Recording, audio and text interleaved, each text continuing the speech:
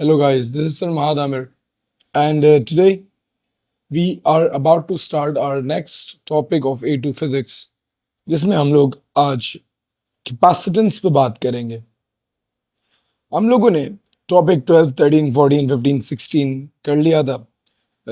14, 15, 16 बाद में किया था। फर्स्ट वी डिड 17 ऑसिलेशंस, उसके बाद हमने थर्मल वाला पूरा पार्ट कंप्लीट कर लिया था, and then we were done with electric fields in the last lecture of electric fields. आज से 1 week or 2 week के अंदर we'll be done with the capacitance as well. Then inshallah we'll be moving on to the alternating current वाला part या फिर magnetic fields. Mostly मैं alternating current कराता हूँ, but it depends कि क्या करवाते हैं। ठीक है, तो आज हम लोग capacitance पे बात करते हैं। Again, capacitance is not a very long chapter. It's comparatively short. कुछ वो आजकल उसमें जो है कुछ एक आध दो नई चीज़ें ऐड हुई हैं, लाइक उसको ऐड हुए हुए भी कुछ अब तो एक आध साल हो गया, बट ये कि हाँ इंटरेस्टिंग होने वाला है। अच्छा, कैपेसिटेंस क्या होता है, कैपेसिटर क्या होती है कैपेसिटेंस, इस पूरी चीज़ को हम लोग स्टडी करेंगे। एंड फिर energy stored in a capacitor की वर्किंग पे आएंगे, and then will be discussing energy stored in a capacitor. And lastly discharging of a capacitor पे बात करेंगे कि किस तरीके से डिस्चार्ज होते हैं। एंड देन ये आज के लेक्चर का हिस्सा नहीं होगा, बट फर्दर आने वाले लेक्चर्स का हिस्सा होगा, जिसमें डिफरेंट चीज़ें हम लोग डिस्कस करेंगे, टाइम और चीज़ें जो इस चैप्टर का हिस्सा है। Without wasting any time, let's start off with the topic and the term capacitance. तो कैपेसिटेंस बेसिकली एक डिवाइस की वैल्यू होती है, and the device, the component is known as a capacitor. एक कैपेसिटर एक इलेक्ट्रॉनिक डिवाइस है that actually stores electrical energy in it. Like अब बच्चे अगली सवाल यही बोलते हैं, सर इलेक्ट्रिकल एनर्जी स्टोर करता है, कैसे करता है, क्या करता है? अभी इस पे वर्किंग करते हैं, बट क्या बोला, कैपेसिटर एक डिवाइस है that stores electrical energy in it. इसका जो सर्किट सिंबल है दैट इज लाइक दिस, दो स्ट्रेट लाइंस होती हैं, एंड देन कुछ टाइम्स में ऐसा ये टर्न हुआ हुआ भी आता है। बेसिकली हम लोग जो कैपेसिटर अपने सिलेबस में डिस्कस करते हैं that is parallel plate capacitor. We have got two conducting parallel plates like this, and there's a gap in the middle that is filled with a dielectric material, or you can say as an insulator material, insulating pad। एक dielectric material इसमें fit होता है, and then ये दो metal plates हैं जो आपस में इस तरीके से होती हैं। टर्मिनल्स होते हैं, this one terminal, this another terminal, और ये बेसिकली एक बेसिक चीज़ है, एक कैपेसिटर है। अच्छा, हाउ कैपेसिटर वर्क्स, इसकी वर्किंग को डिस्कस करना चाहूंगा मैं, और मैं इसके ऊपर फिर काफ़ी डिटेल में आपको इसको तस्करा समझाऊंगा भी। कैपेसिटर को कनेक्ट कर दिया मैंने एक बैटरी के साथ, एंड एक लैम्प भी कनेक्ट कर दी। ऑल्दो लैम्प ना भी कनेक्ट करें, जस्ट एक बैटरी भी कनेक्ट करें, तो यू वुड रियलाइज कि एक कैपेसिटर को जब हम एक डायरेक्ट करंट पावर सप्लाई से कनेक्ट करते हैं, तो जो positive terminal of the battery है वो इस metal plate, that is the left one in this case, इसके इलेक्ट्रॉन्स को अट्रैक्ट कर लेता है, एंड देन जो हमारी नेगेटिव टर्मिनल है उस नेगेटिव टर्मिनल इलेक्ट्रॉन को रिपेल करवा के दूसरी प्लेट पे डिपॉजिट करवा देता है। तो the positive terminal of the battery attracts the electrons, and then the negative terminal of the battery deposit them on the second part of the plate, या इसको प्लेट बी कह लेते हैं। तो अब मैंने एक बैटरी ली, पॉजिटिव टर्मिनल ने इलेक्ट्रॉन्स को अट्रैक्ट कर लिया, एंड नेगेटिव टर्मिनल्स ने इस दूसरी प्लेट पे इलेक्ट्रॉन्स को डिपॉजिट कर दिया। ठीक है, जिसकी वजह से ये वाली प्लेट जिसमें इलेक्ट्रॉन्स निकल गए थे would become positively charge, and the second plate जिस पे इलेक्ट्रॉन्स आके डिपॉजिट हो गए थे that would become negatively charged. अच्छा, अब होगा क्या, ये इलेक्ट्रॉन्स जो आके यहां पे बैठ गए हैं, द डिफरेंस पॉजिटिव और नेगेटिवली चार्ज प्लेट्स के बीच में जो चार्ज का डिफरेंस है, this deposition of electrons basically produces a potential difference across the plates of the capacitor. और इसके बाद जितना ज्यादा चार्ज इन प्लेट्स पे स्टोर होगा उतना ज्यादा ये वोल्टेज बढ़ जाएगा। एंड एक आहिस्ता आहिस्ता, लाजमी सी बात है, ये पॉजिटिव प्लेट इलेक्ट्रॉन अट्रैक्ट करती है, डिपॉजिट करती है, इलेक्ट्रॉन अट्रैक्ट करती है, डिपॉजिट करती है, ये दो प्लेट्स चार्ज हो जाती हैं, one become positive one become negative. And जब ये वोल्टेज इन दोनों प्लेट्स का become equal to the voltage of the battery, the charging process stops. And this is yet a very basic working of a very basic capacitor. Let's discuss that very easily. Let's say sir हमारे पास ये दो metal plates है, there's a capacitor, ठीक है जी, ये capacitor है, दो metal plates हैं, मैं बैटरी को वोल्टेज देता हूं। लेट्स सी कि सर ये जो वोल्टेज हमारे पास इस बैटरी का है दैट इज 1.5 वोल्ट्स, क्योंकि अभी हमने सिलेक्ट 1.5 किया हुआ है, उल्टा कनेक्ट कर दिया वोल्ट मीटर को। 1.5 वोल्ट की बैटरी है, ठीक है। एंड देन जो हमारा जो पोटेंशियल डिफरेंस यहाँ पे दैट इज ऑल्सो 1.5 वोल्ट्स। मैं दोबारा इसको देखूंगा, जरा गौर कीजिएगा, जब मैं वोल्टेज दूंगा तो यू कुड रियलाइज कि ये इलेक्ट्रॉन जो है, एरो अगर आप गौर कर सकें तो ये जो एरो है द ब्लू वन, वो क्या बता रहा है हमें, जीरो से दोबारा, कि जो हमारे जो इलेक्ट्रॉन है वो इधर से गए, टॉप प्लेट से वो गए एंड नीचे वाली प्लेट से डिपॉजिट हुए।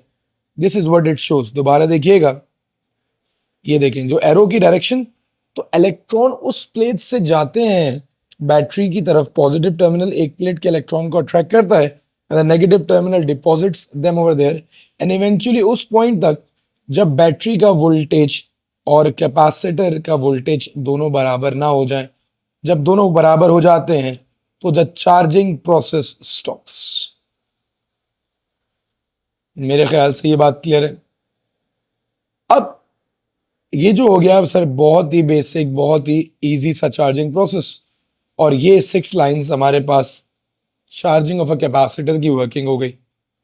नाउ सर बात इतनी अच्छी कर ली आपने, आपने कहा कि कैपेसिटर है, एक डिवाइस है और वो चार्ज स्टोर करती है। अब ये कैपेसिटर कुछ और भी काम करता है। नाउ लाइक ये जो एनर्जी इसमें स्टोर हुई है, अच्छा अगेन कैपेसिटर एनर्जी स्टोर करता है, चार्ज स्टोर नहीं करता है। क्यों करता है अभी बताता हूं, बट अभी आपने कहा सर ये कैपेसिटर है, इसने एक चार्ज स्टोर कर लिए, आपने कहा कि हमारे पास बिल्कुल परफेक्ट एक, आपको समझ आ गया सर, ईएमएफ आ गया, वोल्टेज आ गया।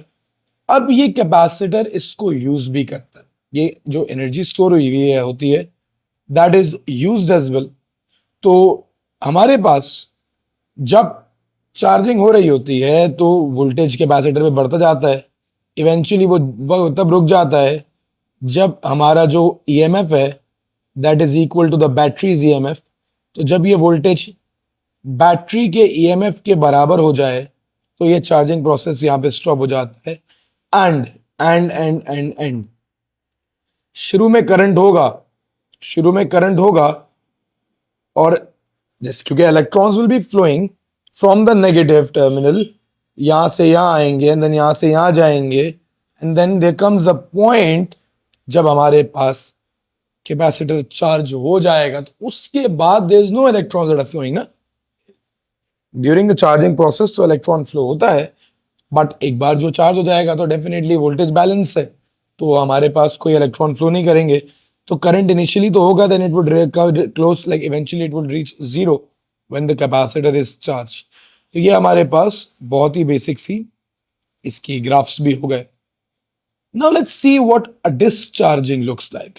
ठीक है सर, अब हमारे पास मैंने इस कैपेसिटर को चार्ज कर दिया, दो बातें अब करते हैं।